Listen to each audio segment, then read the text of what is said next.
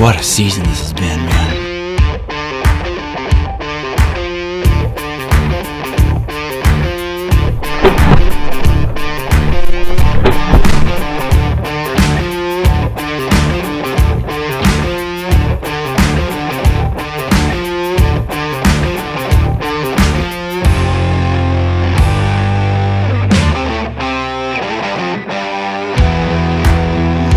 Yeet.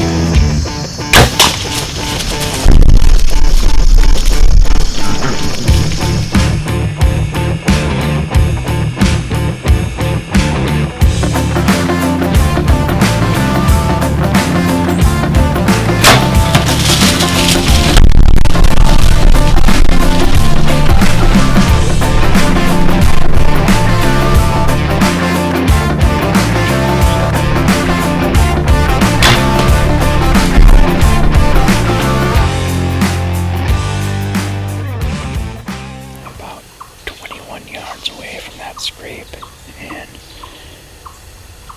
my Whitetail Institute turnip plot is about 110 yards or so, probably from here. And there's two really big bucks on this farm. One is a buck I call Thanos,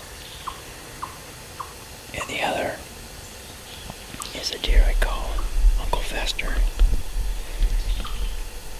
He's a mainframe 10 with forked brows and an extra 12-inch tine coming off on his right side. So the reason I'm not on the foot plot right on the edge, I have one stand on the north edge, is because we have a north wind. I can't hunt the north end because my semi blowing into the foot plot all morning. That little buck came right to it.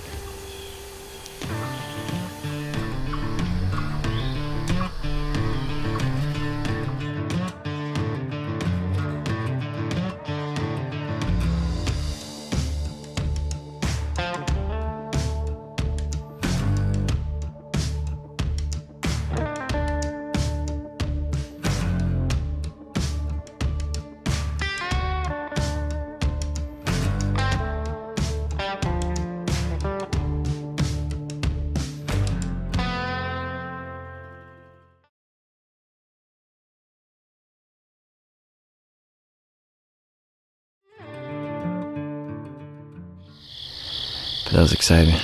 Good way to spend opening day here in Kentucky.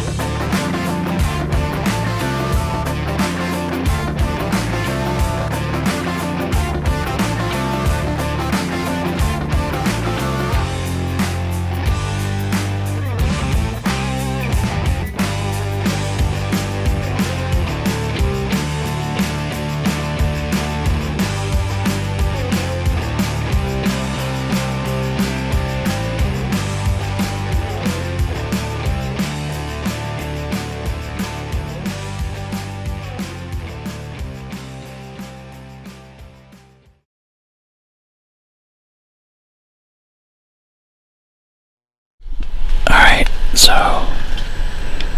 that was an awesome encounter with a buck we call Funky Cold Medina.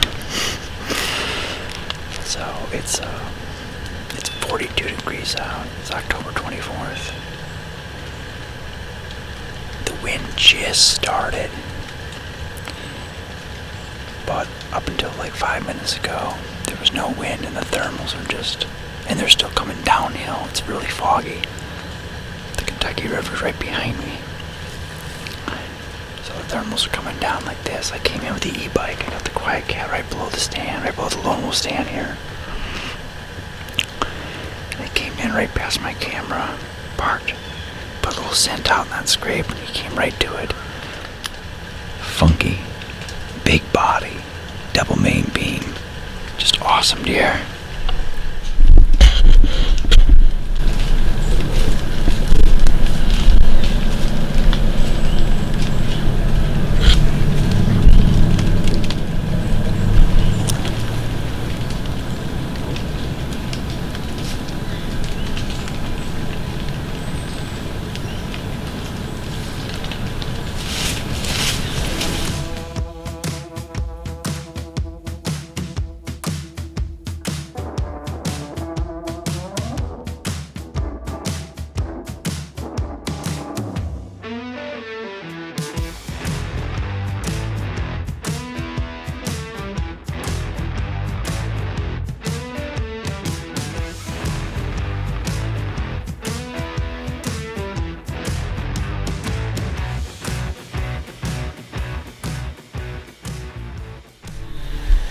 Are drifting down, but like sliding out into the plot.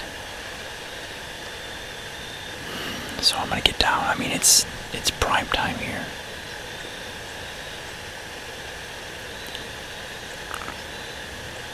And the wind's picking up. It should be dying down, but it's doing just the opposite. So I'm gonna get out of here now that the plot's cleared, before they come back and actually really get a whole big nose full of my scent. That was close, man. Really close.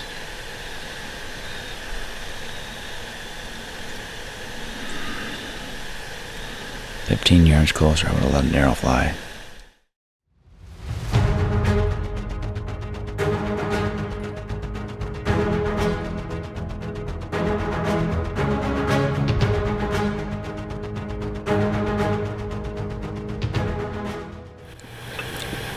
This is the first time I've ever hunted this stand. It's in a little saddle, little dip. There's a bedding area right here in front of me where these two does are heading, and in the direction where Thanos ran, and then over my left shoulder. And I have a food plot about 100, 120 yards away, maybe, behind me to the east.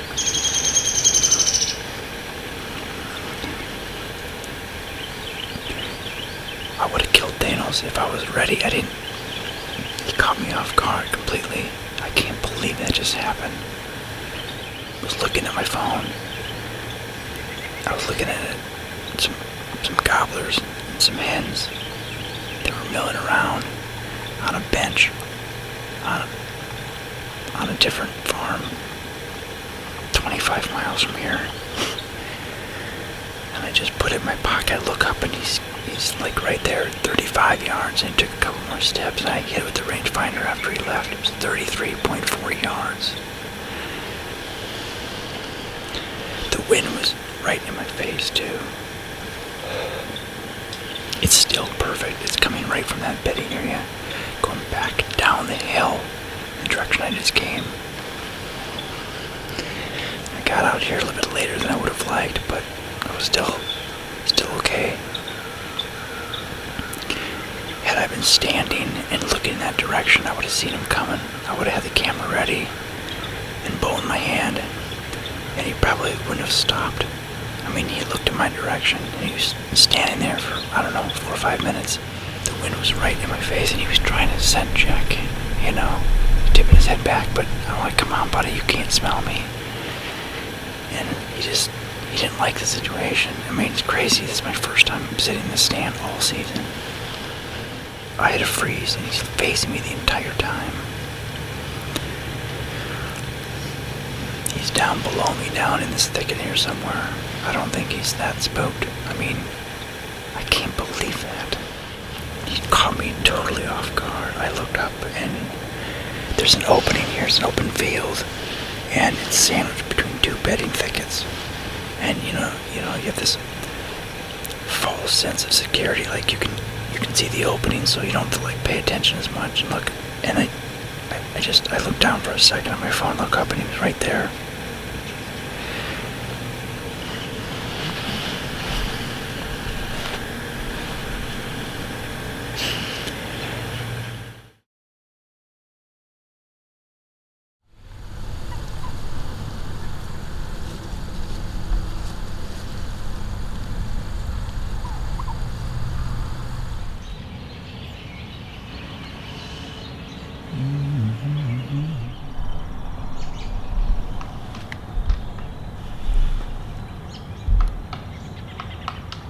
Meow, meow, meow, meow. Come on, but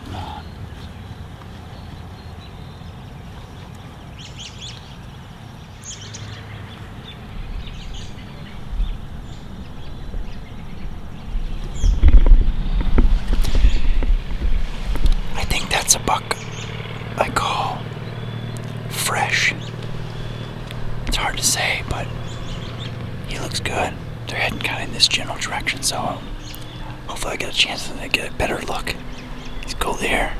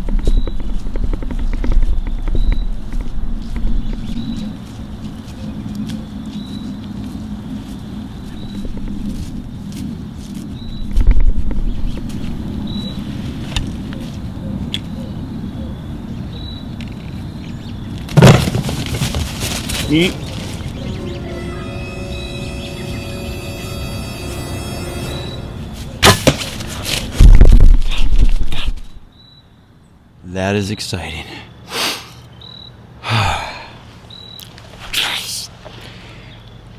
What a season this has been, man. I first saw that buck at 194 yards. He was chasing a doe. He chased the doe in the woods. And as soon as he disappeared, I snort wheezed to him and grunted loud. 10 minutes go by. He pops back out. Oh, man. Thank you, Grandpa. That's for you, baby. Oh, man. Look at this.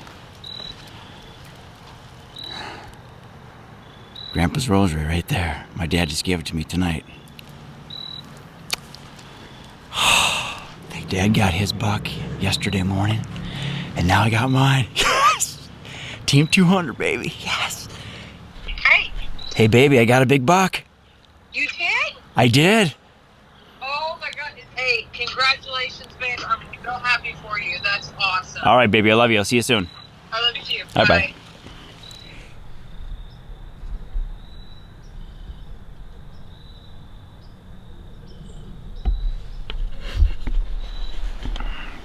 Man, talk about exciting. There's so many things that come into play when bow hunting, and in order to make a hunt successful, you have to be in the right place at the right time, with the right wind direction, right temperature, right access. And even after the hunt is done, when you leave, you have to make sure that you're not bumping deer on the way out or leaving scent in areas that the deer are going to be passing by, so that on subsequent hunts you can come back in and not ruin your chances for future hunts, right? So today is November 8th. It's the last day of the red moon for the first part of the month. And it said evening hunt, field edge, and so there's something to that, man. Love it. What makes this hunt so amazing is my dad is here with me, and my wife is supportive. I have 2 beautiful children, and man, you know, I have my health, and that's all that matters. It's always surreal when it comes together, you know. It's amazing. This company right here, Esh Custom Calls. This thing is amazing. I mean, deep tone, realistic call. You know, and it's like, I'm downwind the food source, red moon. I called to get his attention. Gosh, he got pissed off. He was over there on the east-northeast corner. He was working a scrape. This other 10, 11 point comes in. I recognize him from on camera. Beautiful buck, 3-year-old deer. But this buck's I think it's a 5-year-old. What a tank. Came in, hook, line, and sinker right to the decoy. And when all the stars line up perfect, that's what can happen. Where do I start? The last time I tagged a buck in Kentucky was 2021, and I've been holding out on 2 absolute giants in 22, and then last year in 2023. So here it is, November 8th, sweet redemption after missing and then finally grazing Thanos. Had 4 encounters with him, all on camera, and then my dad was able to take him out yesterday morning around 9:15, 9:20. So that's a whole other story, and that video will be up later. But wow, what a hunt. This deer is probably 250 to 275 and is my 100th deer. So this is extremely special to me for a lot of reasons. My dad is running camera right now, and I have my Grandpa Joe's rosary in my pocket, and he read the script. He came in, I was downwind of the clover plot, and came into the Dave Smith buck decoy, put on a show. He was chasing a doe when he first came in, and then he disappeared in the tree line, and then after that he popped out a few minutes later, and I grunted and snort wheezed to him, hit the old Esh Custom Call a few times, and that's all it took. I made a clean, ethical shot. He ran 60 yards, piled up. My dad's here, and we had 2 big bucks in 2 days, and I'm speechless. It was amazing. Grandpa's up above looking down. Here, downwind, you can see that just big old cloud of raw frozen scent estrus misting across the Whitetail Institute clover plot, and I mean, the whole combination, all the boxes were checked, all the hard work, making sure the plot came up, mowing it throughout the summer, and I got a nice big lush clover here in the field, and they've been pounded hardcore. So, man, you know, it's what all hunters dream of. You know, I can't really add too much more